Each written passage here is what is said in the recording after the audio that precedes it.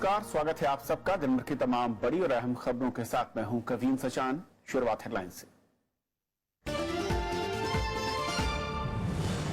1 फरवरी को पेश होगा बजट। सुप्रीम कोर्ट में खारिज की बजट टालने की याचिका। लोकसभा अध्यक्ष ने 30 जनवरी को बुलाई सर्वदलीय बैठक।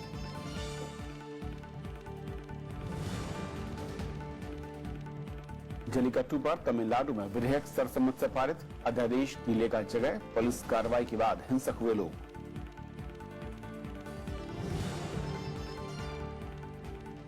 रंजीत सिन्हा की बढ़ी मुश्किलें। कोयला घोटाले में सीबीआई करेगी पूर्व निदेशक की भूमिका की जांच। सुप्रीम कोर्ट की निगरानी में एसआईटी गठित।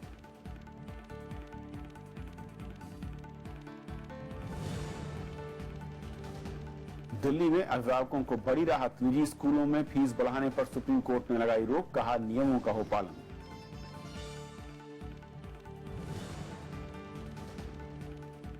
परिवारवाद के आरोपों को बीजेपी ने किया खारिज। कांग्रेस ने कहा सांप्रदायिक ताकतों को रोकने के लिए गठबंधन। गोवा में कांग्रेस का घोषणा पत्र जारी।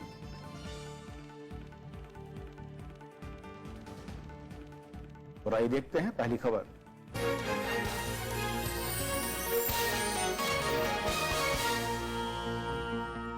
उत्तर प्रदेश में सीटों के बंटवारे और गठबंधन की गांठ सुलझने के बाद राजनीतिक दलों के सामने बगावत से निपटने और वोटरों को अपने पक्ष में गोलबंद करने की चुनौती है। राज्य में पहले चरण के लिए नामांकन की प्रक्रिया मंगलवार को खत्म होगी।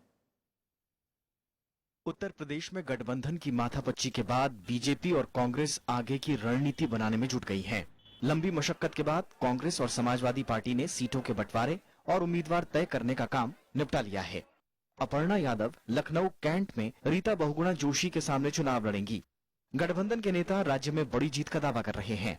निम्नलिखित प्रत्याशी घोषित किए जा रहे हैं। विधानसभा क्षेत्र संख्या 175 लखनऊ कैंट श्रीमती अपर्णा यादव। हमने ये निर्णय लिया था कि हम अपने बलबूते पे इलेक्शन लड़ेंगे, लेकिन बहुत सारे सेकुलर फोर्सेस इकट्ठे हो गए। लोगों को शायद संदेह ये हो गया कि इन हालात में शायद कोई ऑल्टरनेटिव नहीं बन पाएगा और बीजेपी ऑल्टरनेटिव हो सकता है, इसलिए हम सब इकट्ठे हो गए।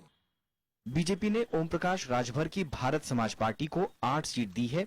ओम प्रकाश राजभर खुद मऊ से कौमी एकता दल के मुख्तार अंसारी के सामने चुनाव लड़ रहे हैं।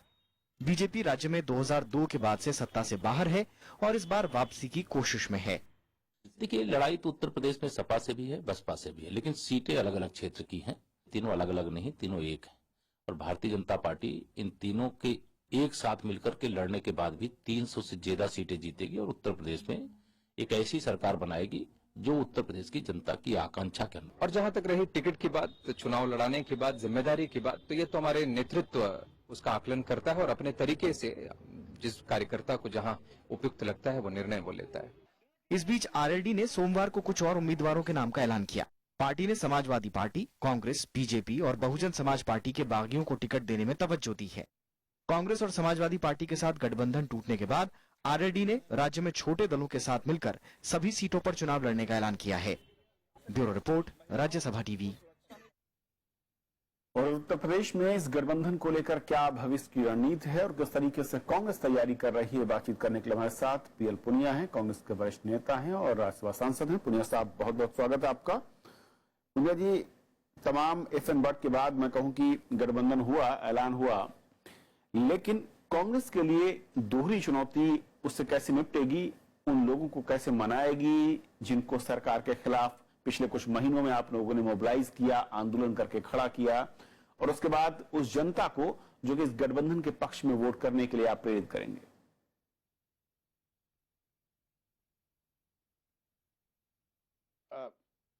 ये सही है।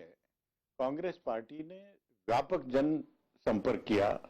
यहां तक कि राहुल जी 1 महीना उत्तर प्रदेश में रहे, देवरिया से दिल्ली किसान महायात्रा, और 27 साल यूपी बिहार, और राहुल गांधी संदेश यात्रा, अभी शिक्षा सुरक्षा स्वाभिमान यात्रा, ये सब दौर चला। लेकिन इसमें मुख्य मुद्दा था किसानों से संबंधित, गरीबों से संबंधित, जो मजदूर है, छोटे व्यापारी हैं, उनसे संबंधित मुद्दे थे।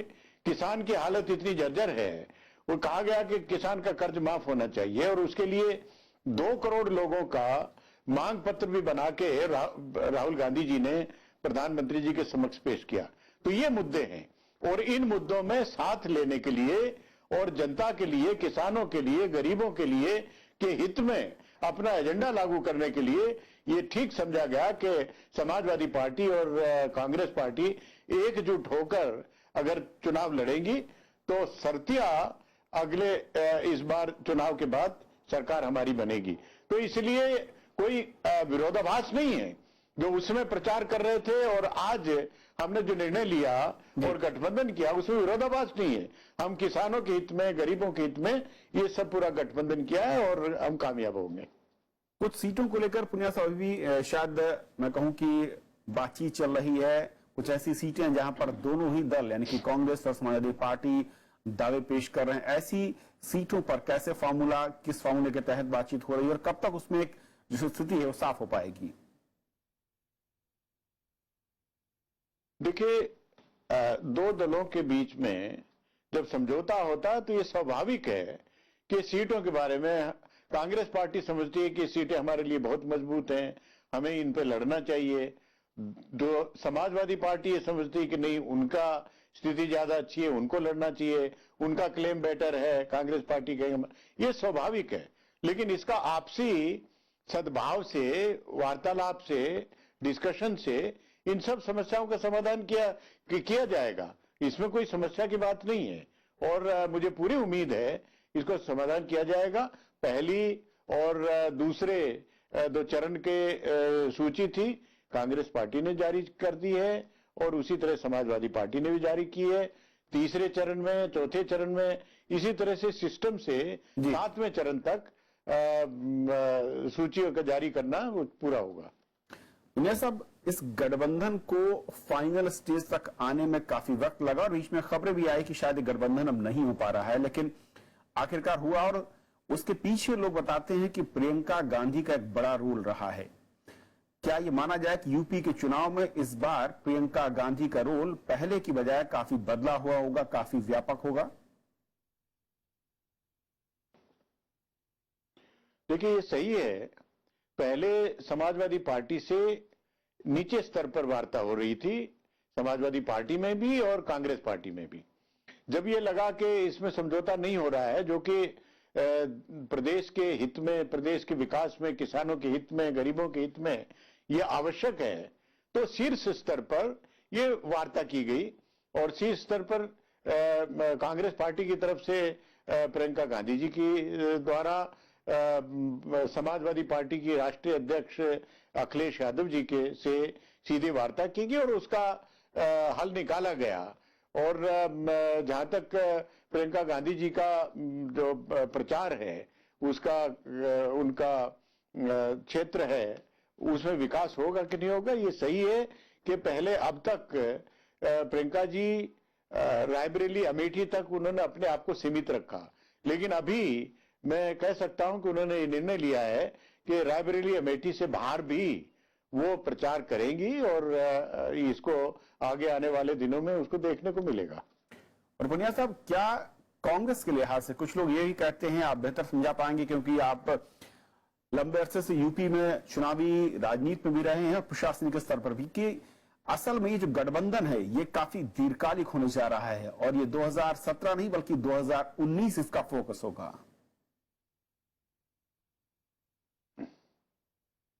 देखिए, जब मुद्दों के ऊपर समझौता हुआ है, किसानों की दशा को देखते हुए उनको सुधारने की, गरीबों की, और ऐसी ताकतें जो समाज को बांटती हैं, जो केवल अमीरों की बात सोचती हैं, उद्योगपतियों की बात सोचती हैं, जहां तक गरीबों की बात आती है, जहां किसानों की बात आती है, उसकी उपेक्षा करते हैं, तो ऐसी ताकतों का मुकाबला करने के लिए हम इकट्ठे हुए हैं। तो न केवल विधानसभा में के चुनाव में, बल्कि संभावना है कि उसको आगे भी ये समझौता रहेगा और लोकसभा के चुनाव में भी देखने को मिलेगा। एक आखिरी सवाल सर, 90 के दशक में जब कांग्रेस, उससे पहले मैं कहूं कि मुख्यधारा में सहयोगी दलों से आगे रहती थी और वहां पर एक गठबंधन किया पार्टी ने, और उस गठबंधन के बाद लगातार वो रीजनल पार्टियों से मैं कहूं कि कमजोर होती दिखी। उस वक्त कई कमेटियां कांग्रेस के अंदर बनी जिन्होंने कहा था कि उत्तर प्रदेश में कांग्रेस को अकेले आगे बढ़ना चाहिए अगर उसे अब बड़ी पार्टी के तौर पर उत्तर प्रदेश में कुछ करना है। लेकिन अचानक फिर से उसी वापस टर्न पर कांग्रेस जाती दिख रही है। कैसे पहले से अलग होगा इस बार का गठबंधन और कैसे आप लोग जो पिछली बार गलतियां हुई वो दोहराएंगे नहीं? देखिए, पहले से फर्क है। अब की बार हमने बिल्कुल बूथ स्तर पर पार्टी को जागृत किया है, पार्टी को संगठित किया है। चाहे आप ले लीजिए कितने दौर में सबसे पहले हमारी राष्ट्रीय अध्यक्ष श्रीमती सोनिया गांधी जी ने दिल्ली से एक बस यात्रा को फ्लैग ऑफ किया जिसमें गुलाम नबी आजाद साहब और प्रदेश के जितने भी शीर्ष नेतृत्व है वो उसमें साथ गए। कानपुर तक यात्रा हुई और जगह जगह पर सभाएं करते गए। उसके बाद राहुल गांधी जी का सीधा संवाद था लोगों से, वो लखनऊ में बहुत बड़ी मीटिंग हुई थी। उसके बाद बनारस में श्रीमती सोनिया गांधी जी हमारी राष्ट्रीय अध्यक्ष हैं, उनकी यात्रा हुई और वहां पर ऐसा लगता था जैसे बनारस में घरों में कोई बचा नहीं है, सारे के सारे लोग वो उनके मिलने के लिए, उनका स्वागत करने के लिए सड़कों पे आ गए हैं। और उसके बाद तो आपने देखा है 27 साल यूपी बिहार, राहुल गांधी संदेश यात्रा, तो न्याय पंचायत और बूथ स्तर तक कांग्रेस पार्टी पहुंची है और कांग्रेस पार्टी के संगठन को मजबूत करने के लिए सीधा संवाद किया है। तो हमने पार्टी की उपेक्षा नहीं की, पार्टी को मजबूती के साथ में अब ये है कि सब मिलके चुनाव लड़ेंगे। तो ये थोड़े दिन की बात है, फिर अपने संगठन को मजबूती के साथ में चलाते रहेंगे, मजबूत करते रहेंगे। बहुत शुक्रिया पुनिया साहब हमारे साथ जुड़ने के लिए, वक्त देने के लिए आपका। दीपावली का छोटा सा ब्रेक और ब्रेक के उस पार दिन भर की दूसरी बड़ी खबरें।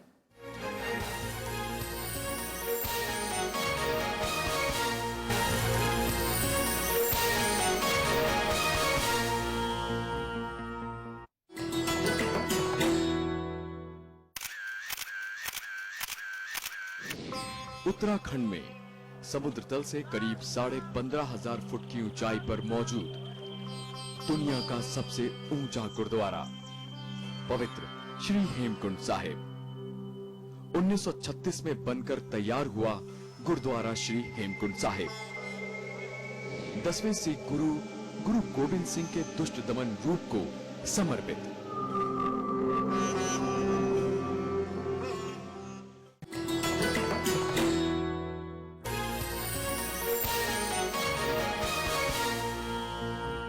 कांग्रेस ने गोवा विधानसभा चुनाव के लिए अपना घोषणा पत्र जारी कर दिया है। नौजवानों को मुफ्त पेट्रोल देने का वादा है, तो घोषणा पत्र में 2 रुपए किलो गेहूं, 3 रुपए चावल और 7 रुपए किलो चीनी का वादा भी शामिल है।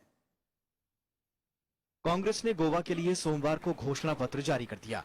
पार्टी ने सरकार बनने पर कसीनो बंद करने और खनन शुरू करने का वादा किया है। सस्ता अनाज और युवाओं के लिए कई लोक लुभावन वादे भी घोषणा पत्र में शामिल हैं। कांग्रेस नेता ज्योतिरादित्य सिंधिया ने बीजेपी सरकार पर वादे पूरे नहीं करने का आरोप भी लगाया। हर एक गोवन का मैनिफेस्टो है, हर एक व्यक्ति का मैनिफेस्टो है, हर नौजवान का मैनिफेस्टो है, हर महिला का मैनिफेस्टो है, हर एक व्यक्ति का है। इसमें स्वास्थ्य की सुविधाएं, शिक्षा की सुविधाएं, बेरोजगारी भत्ता दिया जाएगा 5,000 रुपए का, जिसके घर में 1 लाख से कम आमदनी है। तो ये एक संयुक्त मैनिफेस्टो है जिसमें हर व्यक्ति की आशा अभिलाषा शामिल है। This is a manifesto which is dedicated to the youth, to the empowerment of youth, to empowerment of women, to empowerment of the workmen, to empowerment of every Goan. It's something different. We have done it.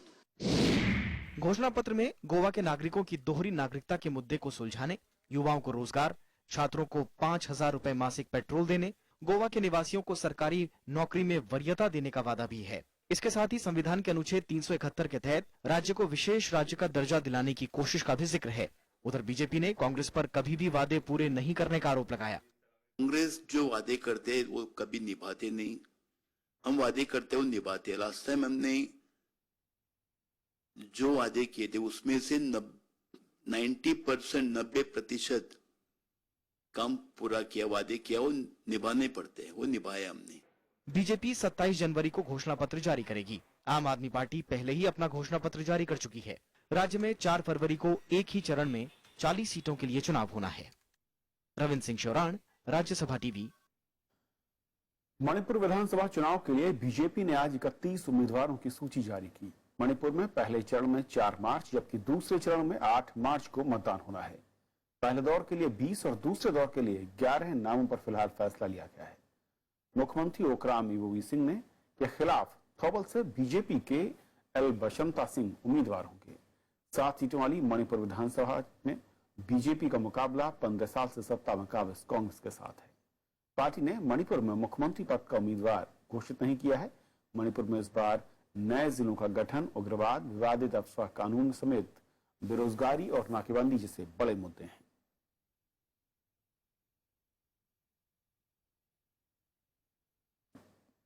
Manipur में फिर से सरकार बनाने की कांग्रेस की कोशिशों को झटका लगा है। राज्य में पार्टी के 2 निवर्तमान विधायकों समेत पार्टी उपाध्यक्ष एस अशोभा ने पार्टी छोड़ दी है।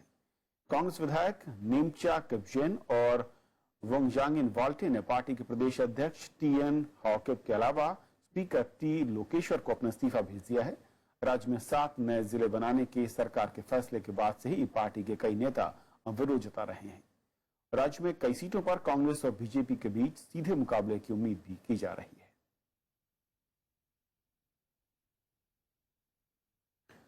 जल्लीकट्टू के समर्थन में प्रदर्शन के बीच तमिलनाडु विधानसभा से जल्लीकट्टू विधेयक आम सहमति से पारित कर दिया। मुख्यमंत्री ओ पनीरसेल्वम ने विधानसभा में ये बिल पेश किया, जिसका सभी सदस्यों ने समर्थन किया। बिल में पारंपरिक खेल को पशु क्रूरता निवारण अधिनियम 1960 के दायरे से बाहर रखने का प्रावधान है। इससे पहले राज्य सरकार ने जल्लीकट्टू के आयोजन के लिए अध्यादेश जारी किया था।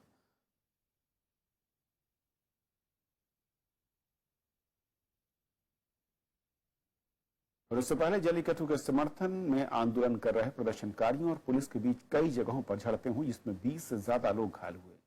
मुख्यमंत्री ने राज्य के डीजीपी, गृह सचिव और मुख्य सचिव के साथ बैठक कर हालात की समीक्षा की, लेकिन विपक्षी दलों ने पुलिस की कार्रवाई की कड़ी निंदा की। ये तस्वीरें हैं तमिलनाडु में जल्लीकट्टू समर्थकों और पुलिस की झड़प की। जल्लीकट्टू पर स्थायी समाधान की मांग को लेकर सोमवार को भी प्रदर्शन जारी रहा। कई जगहों पर प्रदर्शनकारियों को हटाने के लिए पुलिस को लाठीचार्ज और आंसू गैस के गोले छोड़ने पड़े। इसमें कई लोग घायल हुए हैं।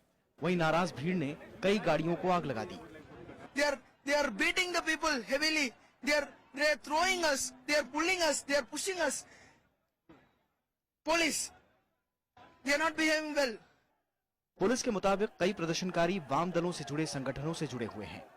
डीएमके, सीपीआईएम समेत विपक्षी दलों ने पुलिस की कार्रवाई की निंदा की है। वहीं केंद्रीय मंत्री एम वेंकैया नायडू ने लोगों से प्रदर्शन खत्म करने की अपील की। State government should not engage police against the agitators. That will precipitate the matter further, and it will lead to other forms of agitations. I appeal to all these youngsters, please call off the agitation, resume your studies. The government of the day, led by Thiru Paneerselvam, has taken necessary action.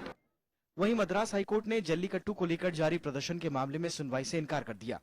राज्य सरकार के अध्यादेश लाने के बाद रविवार को तमिलनाडु के कई इलाकों में जल्लीकट्टू का आयोजन किया गया था, जिसमें 2 लोगों की मौत हो गई और 28 लोग घायल हुए थे। Bureau report, Rajya Sabha TV.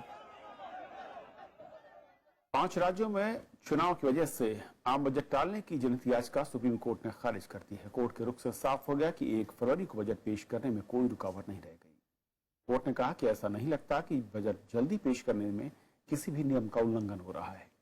केंद्र सरकार ने 5 राज्यों के चुनाव के ऐलान से पहले ही 31 जनवरी से संसद का बजट सत्र बुलाने का फैसला किया था। हालांकि विपक्षी दल विधानसभा चुनाव को देखते हुए बजट को चुनाव के बाद करने के लिए कह रहे थे और इस मामले में उन्होंने आयोग से शिकायत की थी। इस मामले में आयोग ने केंद्र सरकार से जवाब मांगा था, तो वहीं लोकसभा स्पीकर ने 30 जनवरी को बजट सत्र से पहले एक सर्वदलीय बैठक बुलाई है।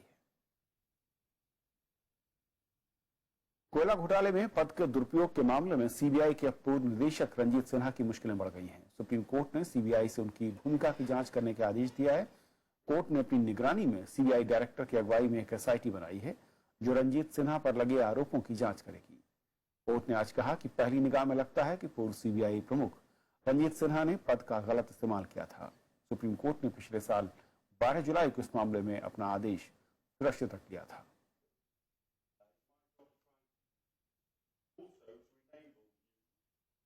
इसमें क्या क्या क्रिमिनल ऑफेंस कमिट हुए प्रिवेंशन ऑफ करप्शन एक्ट के, ये इन्वेस्टिगेशन में देखा जाएगा।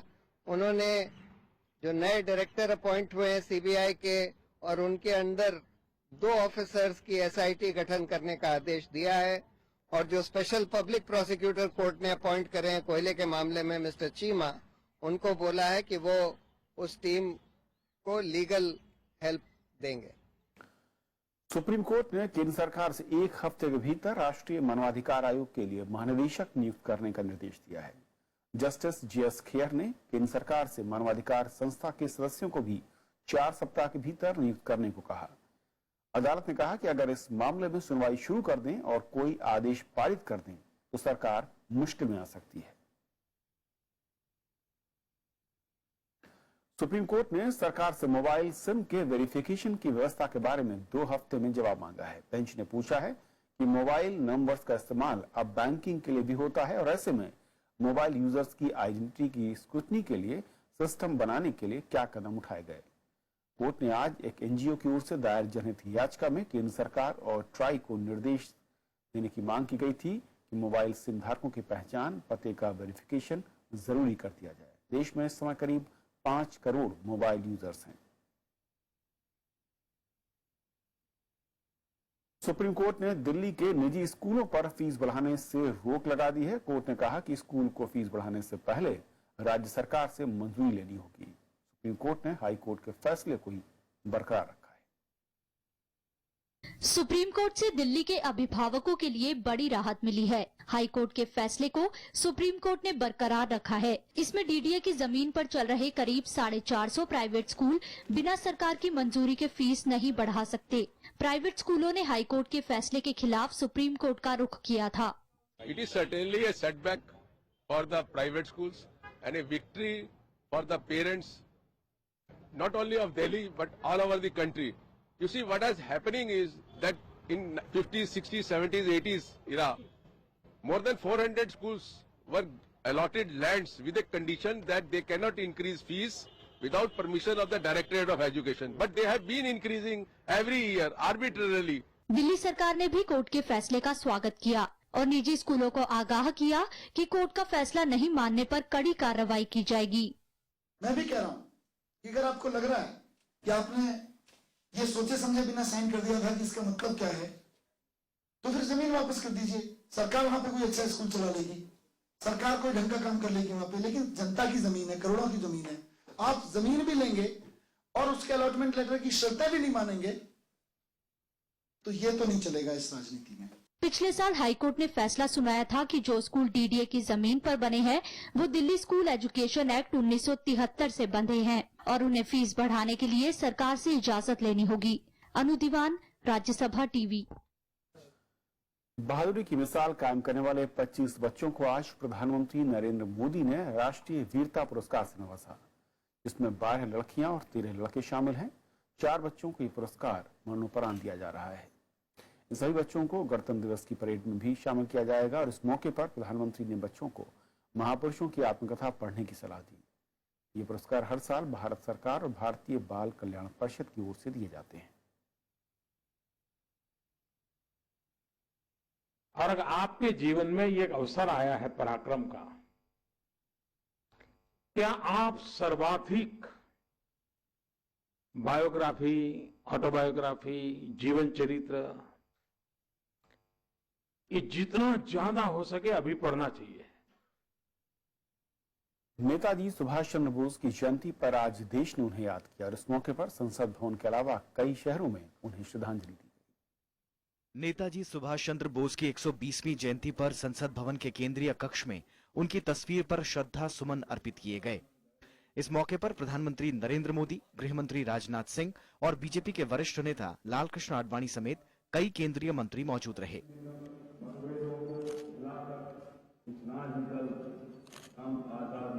वहीं देश के कई और इलाकों में भी विशेष कार्यक्रम आयोजित किए गए। जय हिंद और तुम मुझे खून दो मैं तुम्हें आजादी दूंगा जैसे नेताजी के नारे आज भी देशवासियों के खून में उबाल पैदा करने के लिए काफी हैं। नेताजी का जन्म कटक में हुआ, इंग्लैंड में पढ़ाई हुई और आईसीएस की परीक्षा पास की, लेकिन नौकरी से इस्तीफा दे दिया। इसके बाद वे भारतीय राष्ट्रीय कांग्रेस के साथ जुड़े। साल 1927 में उन्हें कांग्रेस में महासचिव और 1938 में राष्ट्रीय अध्यक्ष चुना गया। उन्होंने फॉरवर्ड ब्लॉक नाम से एक अलग पार्टी भी बनाई। साल 1943 में आजाद हिंद फौज का गठन कर दिल्ली चलो का नारा दिया। अगस्त 1945 में टोक्यो के लिए निकलते वक्त ताइहोकू हवाई अड्डे पर नेताजी का विमान हादसे का शिकार हो गया। स्वतंत्र भारत की अमरता का जय घोष करने वाला राष्ट्र प्रेम की दिव्य ज्योति जलाकर अमर हो गया। Bureau report, Rajya Sabha TV.